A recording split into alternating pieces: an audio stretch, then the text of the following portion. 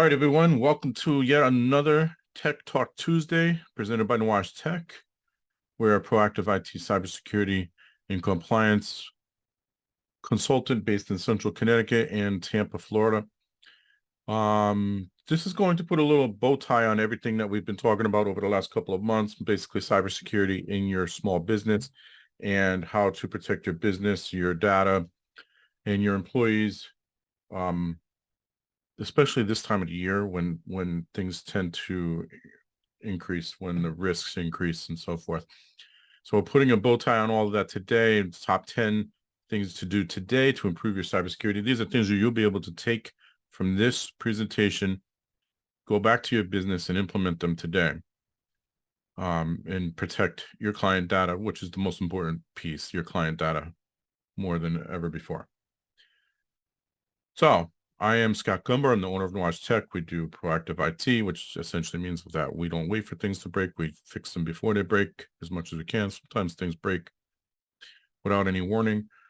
We also do managed compliance, and we do cybersecurity, of course. Some statistics for us to share with you. Like, we love statistics, right? Because it kind of illustrates the matter, illustrates the presentation and what you need to be aware of and why we're doing this. So cybersecurity is a critical concern for small businesses as they are often targeted due to perceived weaker security measures. Here are 6 notable cybersecurity statistics relevant to small businesses. Frequency of attacks, according to a report by Verizon, 43% of cyber attacks target small businesses. So nearly half of all cyber attacks target small businesses, and the qualifier to a small business is 250 employees or less. So all you single business owners who believe that you are not a target because you're too small, guess again. And we've talked about it over the previous weeks, why that is, why smaller businesses are a target. So feel free to go back and watch some of those other episodes. But one of the primary reasons is two primary reasons. One, you typically don't spend as much of your resources on cybersecurity as some of the larger enterprise businesses, but also because you're being used to target larger businesses. Cost of cyber attacks. The average cost of a data breach for a small business can be around $200,000, as reported by insurance carrier Hiscox. Ransomware threats. A study by Symantec found that small businesses are a target of 71% of ransomware attacks. 71%, 7 out of 10 ransomware attacks are being targeted at small businesses. And I would venture that that number might be a little higher. I think sometimes those don't get reported by small businesses, and therefore that number might be a little bit higher than that. A survey by Bullguard revealed that 43% of small business owners have no cybersecurity defense plan in place, indicating a significant gap in preparedness and awareness. Notice the correlation: 43% are targeted and 43% are not prepared. An impact by COVID-19. Might be tired of hearing about COVID-19, but COVID-19 did something that I think a lot of people value, and something some people have been talking about for years and finally happened due to COVID-19, and that is the remote workforce. So the shift to remote work during the COVID-19 pandemic has increased vulnerabilities, with a report from Fundera indicating that phishing attempts have increased by over 600% since the end of February 2020. So in a little under 4 years, we've had a 600% increase in phishing attacks. Now, it doesn't mean successful phishing. It means that they're trying more than ever because they expect your work from home employees, your remote employees, might be a little more lax than they would be if they were in the office. Employee training. According to Keeper Security's 2019 SMB cyber threat study, 60% of small businesses believe their employees are not knowledgeable about cyber threats. Employee training is a critical aspect of a comprehensive cybersecurity strategy. And we've spoken about this in the past. We know that cybersecurity education plays a huge role in the ongoing threat from cyber threats. it is so much of an importance that um that is one of our biggest components in our cybersecurity stack is training. We train all the time. We have micro trainings that go out to our employees all the time. We make sure that all of our clients are aware of the threats and what they can do to protect their businesses and their data. So without further ado, let's talk about the top 10 things you can do in your business today to protect your business, your data, your employees, your personal identity, all of those things to help prevent a catastrophic event in your business. So the first one, password policies. This is one thing that I also preach quite a bit about. Strong password practices. Use complex passwords with a mix of letters, numbers, and symbols. Avoid using the same password across different accounts and consider using a reputable password manager to generate and store strong passwords securely. Okay, so you're probably thinking, well, how do I do all that? First of all, what qualifies as a strong password? So a strong password is any password, or a strong password is a password with a mix of uppercase, lowercase, letters, numbers, and special characters. The more characters, the better. So typically my password is 20 characters. Different resources will tell you different lengths. The shorter the password, the easier it is to crack, meaning there's software out there that can take all the different combinations, run that combination and try to figure out which one works.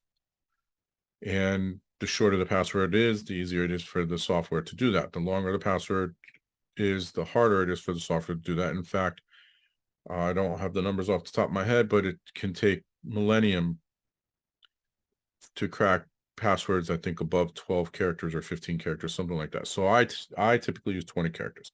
So then you're going to say, well, if I can't use the same password across different accounts, and I have to have this complex password of a mix of letters, numbers, characters, then what do? Well, that's where the password manager comes into play. So you get a password manager, Keeper being one. I mentioned them in the statistics a moment ago. LastPass is another one. There are a number of other password managers out there that we've spoken about in the past. Those are just the two most popular at the moment. And you put all the passwords in there and you lock it up nice and tight with your one master password. And that's the only password you'll need to remember. And then you make sure, the next slide is going to be multi-factor authentication. You make sure multi-factor authentication is turned on for that password manager. And that's how you manage all of that. And those password managers also come with a password generator. So you just use the generator to create this 20-character password. You copy and paste it into the application where that password needs to go.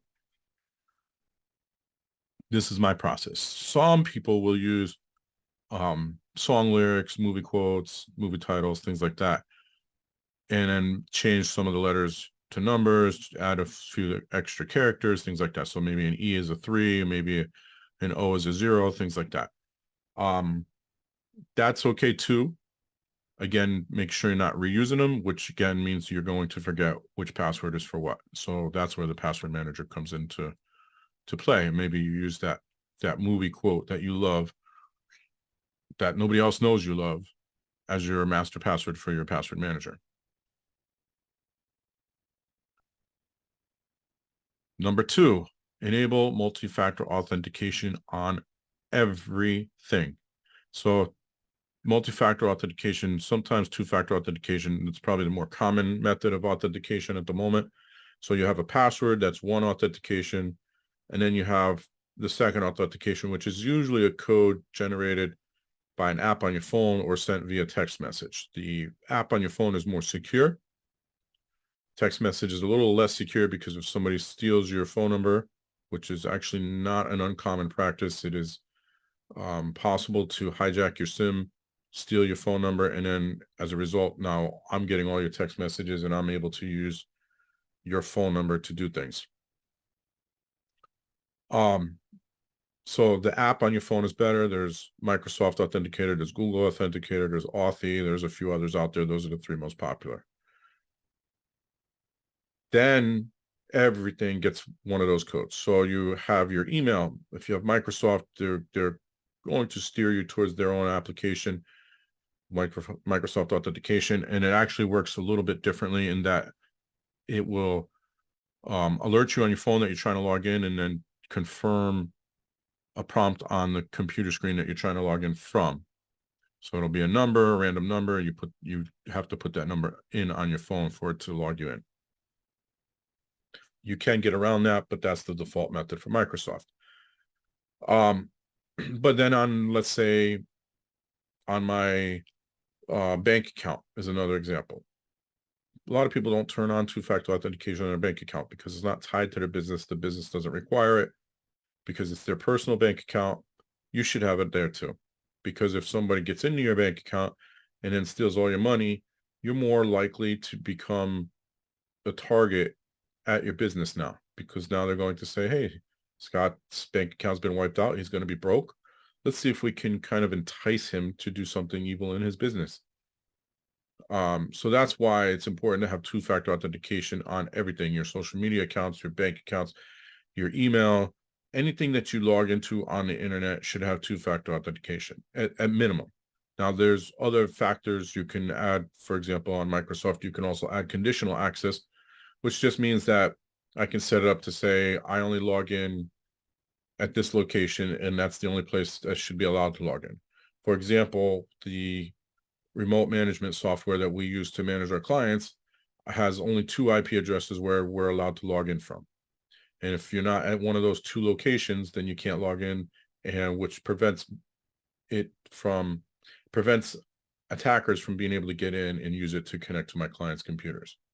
So that's an example of conditional access. There's other forms of conditional access.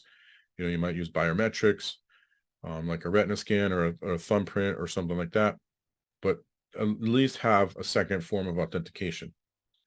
It is required now if you fall under any of the regulatory governance that's out there, whether it's HIPAA or FTC guidelines or FERPA or any of those, you have to have two-factor authentication on everything now.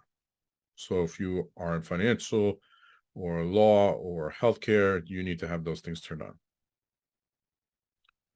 There is another form of authentication you can use that I do use. It's not widely available yet, but it is available on some types of things. So it's available on Microsoft. It's available on most of the password managers. And that is in my case, we use a YubiKey, and it's just a little USB device you plug into the computer, and you have to touch it for the second form of authentication, meaning nobody over the internet can do it. They have to be in the physical location for it to work. Number 3, regular software updates. And I know I love to say it myself, Microsoft loves to push these updates out at the worst, or not really push them out. They push them out at the same time every month, but they love to force the update through at the worst possible moment. In Mac, same kind of deal for a lot of Mac devices. Here's the truth. Microsoft normally releases 2 updates every month. The first Tuesday is normally a feature update. The second Tuesday is normally a security update. The security update is the one you want to be more concerned with. And the only time there's an exception to that rule is if there is a very serious flaw that they need addressed immediately. But typically it's twice a month, first and second Tuesday. Most applications and other operating systems sort of fall in line with that. So usually around the same time, your Adobe updates will come out, your Google Chrome updates will come out, and things like that. Now Google Chrome has more updates this year than ever because they've had multiple zero-day exploits, which just means that it's a vulnerability within Chrome that wasn't patched up until they released the update for it, but it potentially already being exploited. So yes, you might see Google Chrome. You get the little notification at the top of your Chrome that says relaunch the update now. It means you need to do it because there's a vulnerability. But making sure that all your software is up to date. There is software all the time when we go into businesses, they forget they have this software on their computer. I'll use GIMP as the example. GIMP is a free photo editing program, similar to Photoshop, not quite as bells and whistles as Photoshop, I guess would be the best way to put it, but it's similar and it's free. It's not a bad little tool if you can't afford Photoshop. However, people download it, install it, then they don't use it for a while, and then they forget it's there, and it doesn't get updated. Well, now it becomes a vulnerability within your environment. And so we go in, we find these things, we either remove them or update them, whatever is required. And that's where a lot of businesses become a victim, because they forget about that seldom used software, that seldom used machine or something in the environment that didn't get updated. Number 4, safe browsing habits. Always be cautious before you click on any links or download any attachments from unsolicited sources. What happens a lot is you get an email or a text message with a link that goes to supposedly your Microsoft account or maybe your FedEx account or your Amazon account, and you click on it and it brings you to a page that looks like one of those things, and you put in your credentials. But except it wasn't one of those things. It was a fake copy of the website made to look like the real deal, and now they have your credentials. And you may or may not be aware of it right away. If you're not aware of it right away, then you're really going to have problems. If you are aware of it right away, you better move quick. So the key here is don't click on anything you didn't ask for. Don't download anything you didn't ask for. We see this all the time. I see businesses get targeted by what looks like legitimate clients or legitimate potential business partners. It's coming from an actual domain, and it says, here's a link to the secure document, and you're supposed to click on that link, and it's supposed to take you to a page to log in, because it's supposed to be a secure document, and it's really not. And that's because, like I said earlier, smaller businesses are big targets for attackers, because most of the time they're easier to get into. And once they do, they use it to attack other businesses. Well, that's what's happening here. They're getting an email from what looks like a legitimate business because that business has been attacked. Their email has been compromised, and now they're trying to get more people.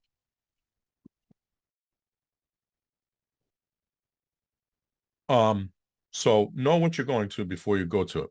If you look up and it doesn't say Microsoft.com, but it's supposed to be Microsoft.com or Amazon.com, Google.com, things like that, you're in the wrong place. Close it, get out of it. Don't enter any information. Make sure your websites are using HTTPS, and consider using a reputable VPN service when connected to public Wi-Fi networks. That's just so that you can't be tracked. I now use NordVPN. I have used ExpressVPN in the past, but I forget the reason why. There was something that happened with them that I decided to switch.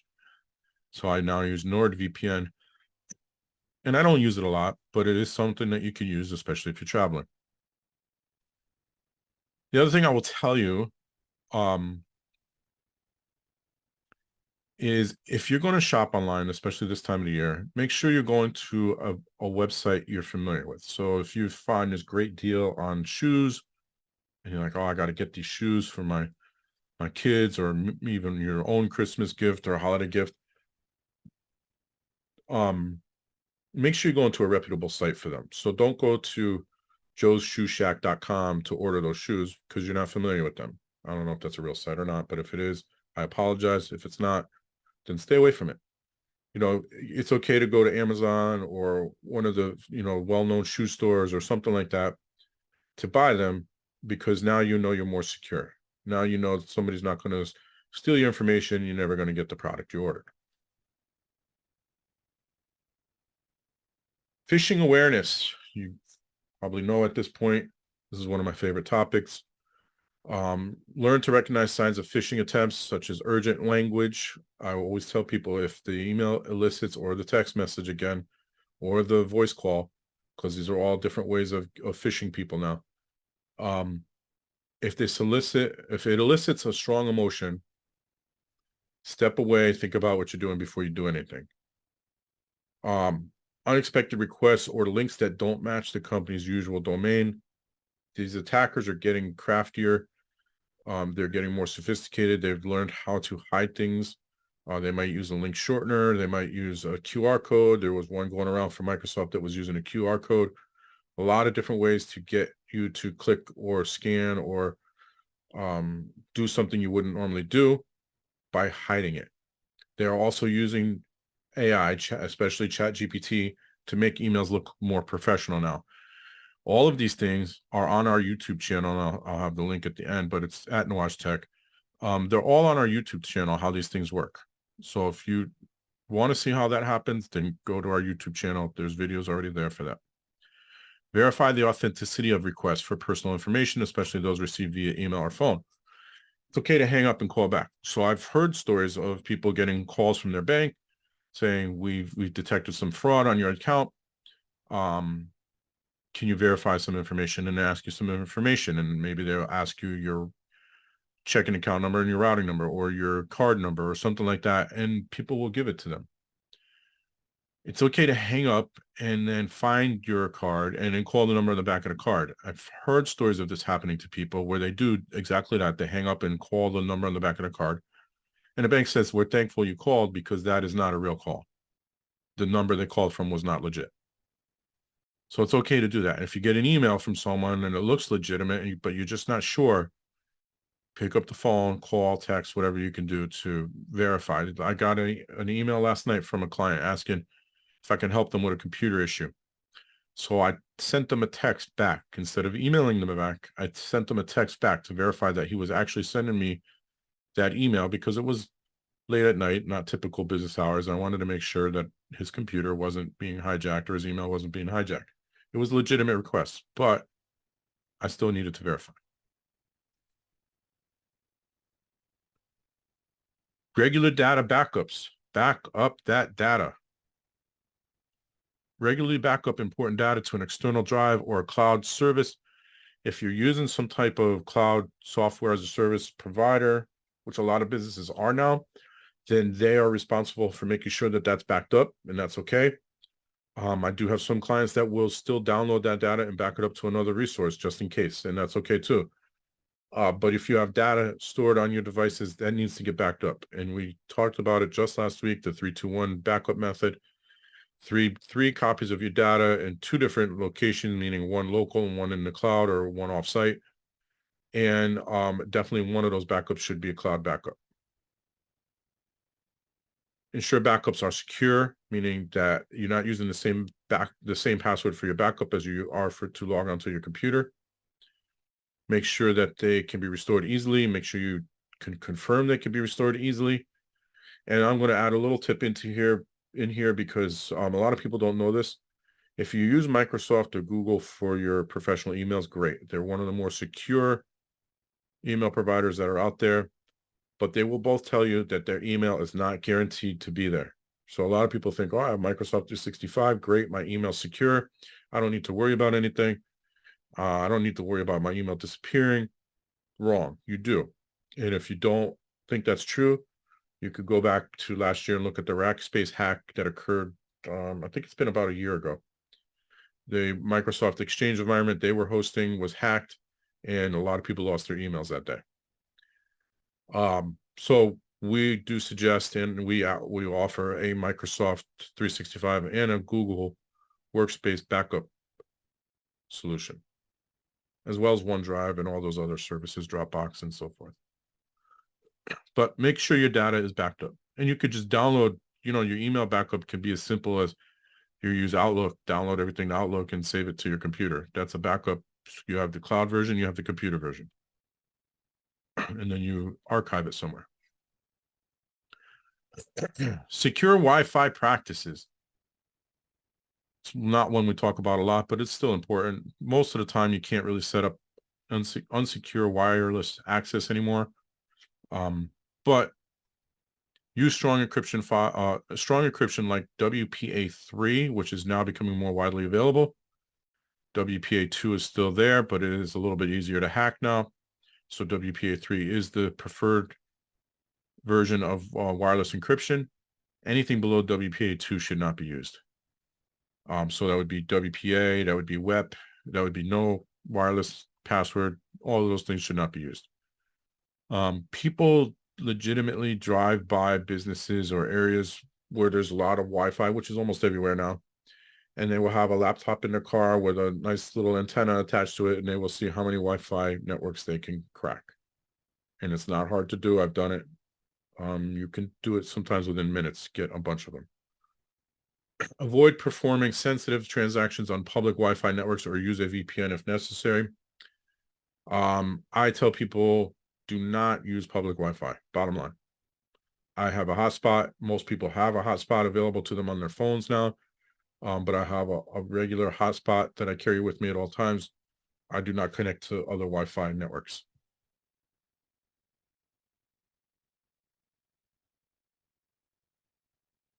Personal information sharing. Be mindful of the amount of and nature of personal information shared online. You know, we all love to post to Facebook, but be careful what you post, where you are. Like I don't typically post vacation pictures until I'm actually back. I don't post that I'm in, Puerto Rico until I'm back here in Connecticut, because nobody needs to know where I am and when I'm there. I very seldomly post children's pictures these days, once in a while, and then check the next suggestion here is regularly review privacy settings on social media and online accounts. You should not be sharing with more than friends for a personal account. You should be able to keep it as private as possible. You would be surprised how much data is on the internet, though. So if you think that, oh, well, my address isn't out there or my phone number is not out there, 9 times out of 10, I could find all that information on the internet. Been plenty of times where I thought, I don't know how to get to this person's house. Let me Google their address, and I was able to find it.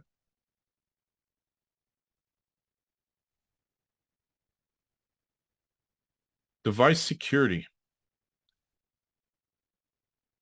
This might start some wars at home, but lock your personal devices, your smartphones, your laptops, all of those things should be locked.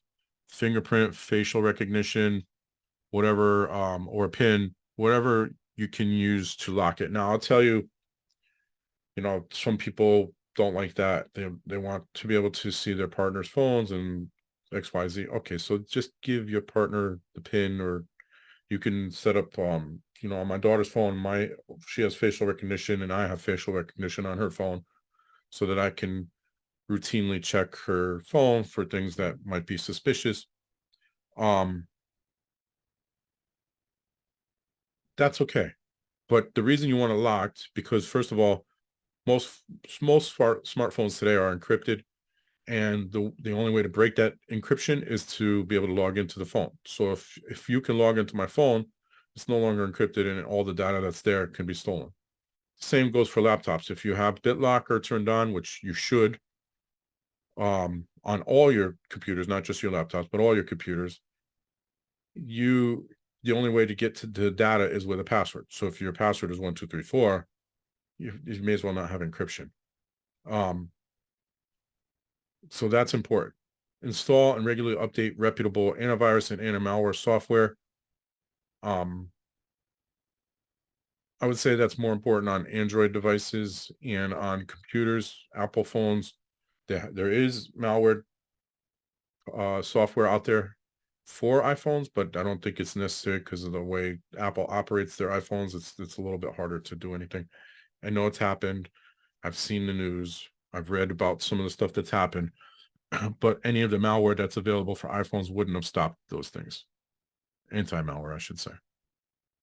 But definitely on computers, even Macs, make sure you have anti-malware software. It's called EDR now, endpoint detection and response. Cybersecurity and awareness. Cybersecurity education and awareness. This is why we do this. So once a week, we're here to talk about not always cybersecurity, but all things tech and related, compliance and things like that. But we do this because we educate the world around us. We want people to be aware of the dangers that are out there. So we do these trainings. So at Nuage Tech, for our clients, we do trainings in-house. We do webinars exclusively for those clients. We also have micro trainings that we send out to our clients. And the idea is just to keep them prepared. And if there is something that they need to be made aware of, a vulnerability or some type of hack that's going on, then we also make them aware of it through different channels and say, be on the lookout for this, or be aware that this type of phishing attack is going around and things like that. We do phishing simulation, which is another form of education. So at least once a month, our clients get a phishing email from us. And if they, click on a link or download a file, then they also get a free training session based on what they've done with that email. It allows us to see what we could work on with them as far as training, opportunities for learning more. But it's cybersecurity education and awareness is a critical component of any cybersecurity plan. It should be one of your top agenda items. And again, it could be implemented today. There are great resources on the internet, some of them for free. You could go to our YouTube channel and there's a lot of stuff there. But there are other resources, plenty of resources out there as well. You should also keep people around you aware. So if you become aware of something, maybe you should tell your family about it. Tell your, like if I see something that might impact kids, I let my kids know, hey, this is what you need to be on the lookout for.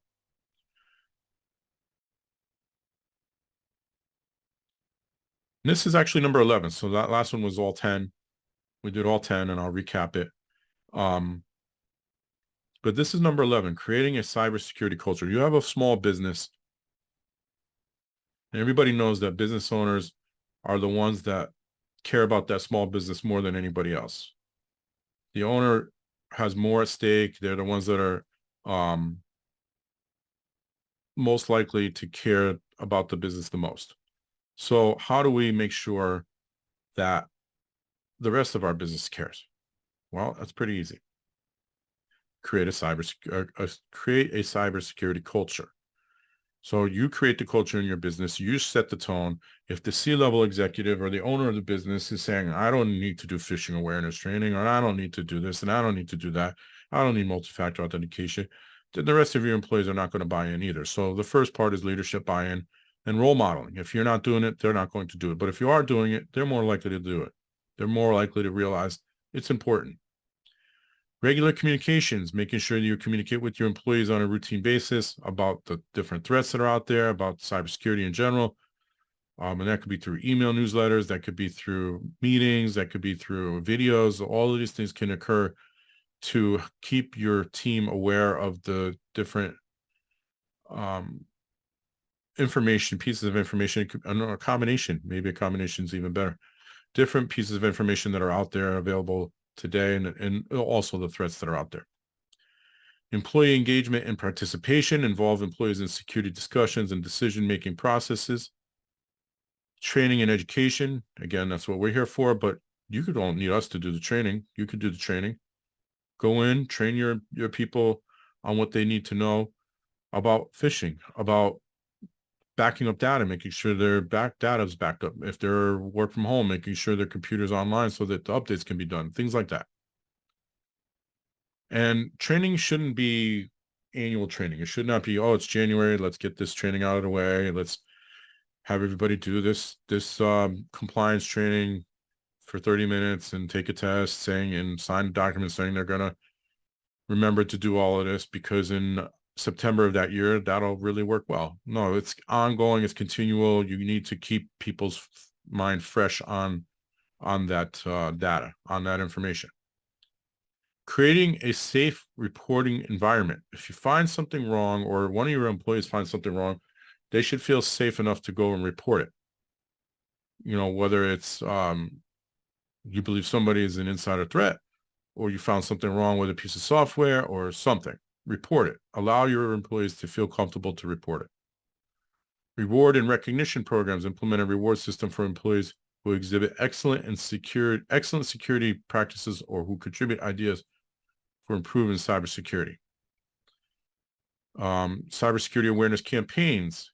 Run regular campaigns to keep security front and center. These can be themed around specific risks, such as phishing, or more general cybersecurity practices. So maybe once a month you have a different campaign. Of course, October is Cybersecurity Awareness Month, so every day you should have something, but make it fun. Keep them fresh in front of people's minds. Simulations and drills. Conduct regular drills like mock phishing exercises. Again, I told you we do that here. This practical approach helps employees understand the real-world application of their training. Incorporate security into business processes. Ensure that cybersecurity is an integral part of all business processes. When you're creating those documents for your business, the legal documents, you should have the written information security plan. You should have the proper use plans and things like that, all part of the onboarding process and anytime you launch new products. Feedback loops. Create mechanisms for continuous feedback on the organization's security policies and practices. Use the feedback to make improvements. You should not take feedback personal, but use it to help you grow your business. By consistently promoting a security culture, you not only protect your organization from potential cyber threats, but also create an environment where security is everyone's responsibility. This approach lends to more vigilant, informed, and proactive employees when it comes to cybersecurity. So to recap, top 10 things you can do today, +1. Strong password practices, multi-factor authentication, regular software updates, safe browsing habits, phishing awareness, regular data backups, secure Wi-Fi practices, personal information sharing, be careful of what you're sharing, device security, cybersecurity education and awareness, and then create the cybersecurity culture. Another reason, be careful what you share personally, by the way, is it can be used against you to blackmail you at your business. So think about that. They have some information on you that maybe your business doesn't know about, and they use it to blackmail you. And then they tell you, hey, give us this trade secret or give us this access to this client information, and we won't tell anybody about this. Might make you more apt to commit a crime.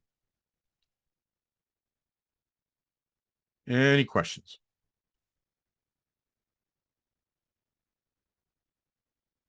I see nothing in the chat.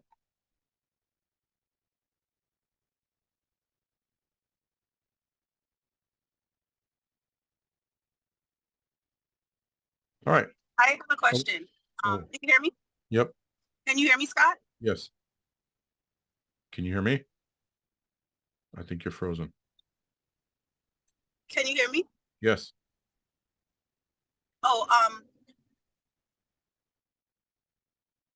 And you're gone again.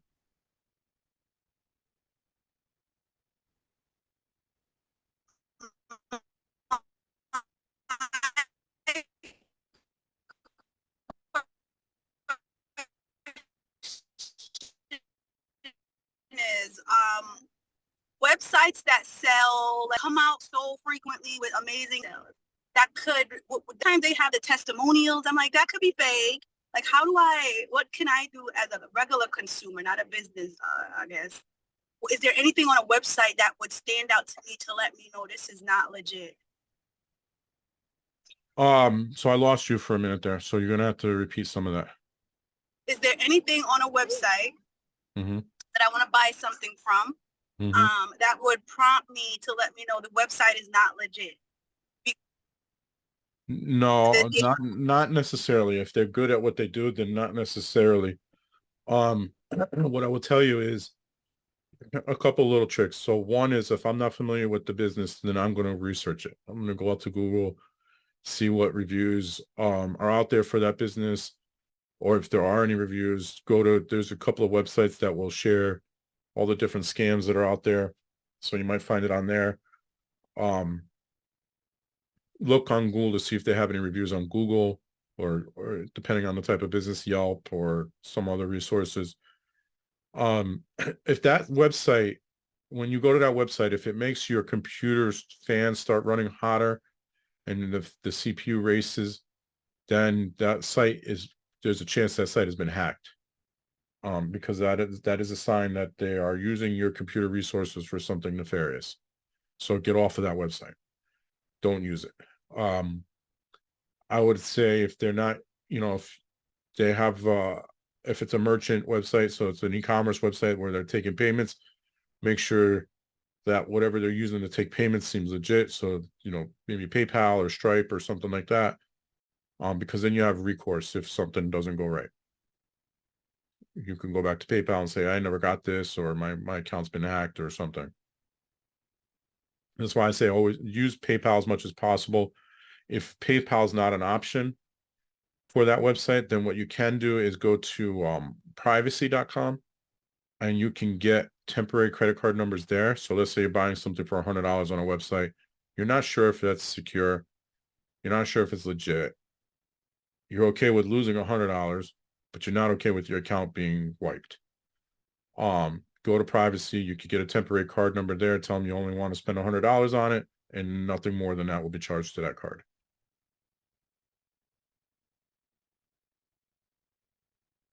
I like the just put the business in Google. Like, I don't know why. Sometimes you get caught up in the marketing. They're like, sale ending in 5, 4, 3. But, and then they have all these testimonials. But right, I like all those tips. I don't think I ever went to like just Google a business to see if the reviews are on Google. And that's because you get caught up in that scrolling marketing. So I like that. Slow down before you purchase. That's really what it is. Yeah, you'll be able. Plus, you can also find. Usually, if you take that product and put it into Google, you'll find other websites that also sell it. So,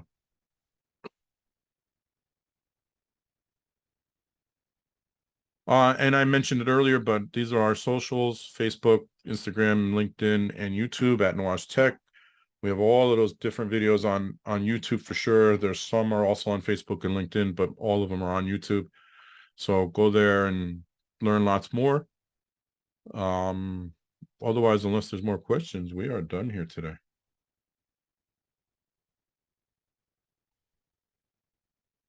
So I'll see everyone next week at 11 a.m.